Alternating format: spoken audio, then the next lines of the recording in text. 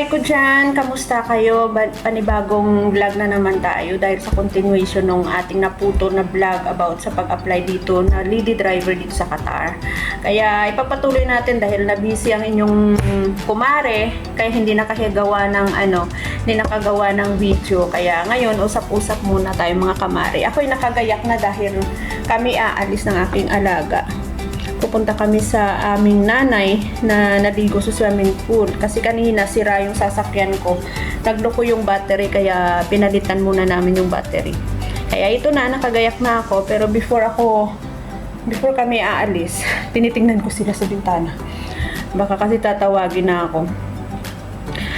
Before ako aalis, gagawa muna ako ng konting video. Maigsi lang to about sa mga tips sa agency na natin, kung may agency na kayong legit. Pag wala pa, comment lang kayo below kung gusto nyo mag-apply. Bibigyan ko kayo ng legit na agency. So, sa mga agency, meron silang mga age limit. So, sa first timer na mag-a-apply, merong 23 to 35 years old hanggang 38. So, sa ex-abroad naman hanggang 45 years old. Kaya kung may balak kayong mag-apply, mapa-DH man or mapa-lady driver, comment lang kayo below. Kasi yung agency ko hindi lang para sa lady driver yung tinatanggap. May DH din, may domestic helper din. At saka maganda yung agency ko kasi to the rescue sila pag ano man ang mga problema pag andito na kayo sa iba yung bansa. So mga kamari, kung ano man ang dapat nyong itanong, mag-comment lang kayo below para sasagutin natin based to my experience. Kaya sa lahat na gusto mag-apply, prepare nyo na lang po na mayroon kayong lisensya, kahit na student permit, pwede po yan.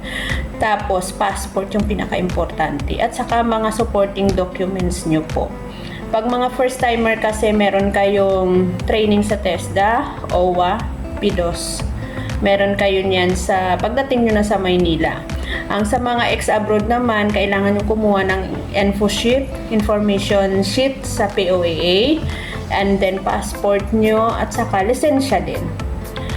Kahit na may lisensya kayo sa ibang bansa, at saka sa Pilipinas, kailangan nyo pa rin yun magamit pag hindi kayo kasi tatanggapin sa training para sa in-situ driving pag wala kang lisensya sa Pilipinas or student permit. Kasi yun ang binabasihan nila para ma-enroll kayo sa TESDA. 1 day lang naman yun sa akin kasi 1 day lang. Kaya kahit ako, wala akong lisensya sa Pilipinas, pero may lisensya ako sa UAE. Yun ang ginamit ko. Kaya medyo mabilis lang siya. Kaya yan mga kamari, yan ang mga some tips ko ngayon dahil ako'y paalis. Medyo maiksi lang yung ating usap-usap ngayon. Kaya dagdagan ko na lang sa susunod na video. Kaya hanggang dito na lang. Salamat sa manonood at salamat din sa magsasubscribe, like, and share nitong video na to sa may mga balak. Bye!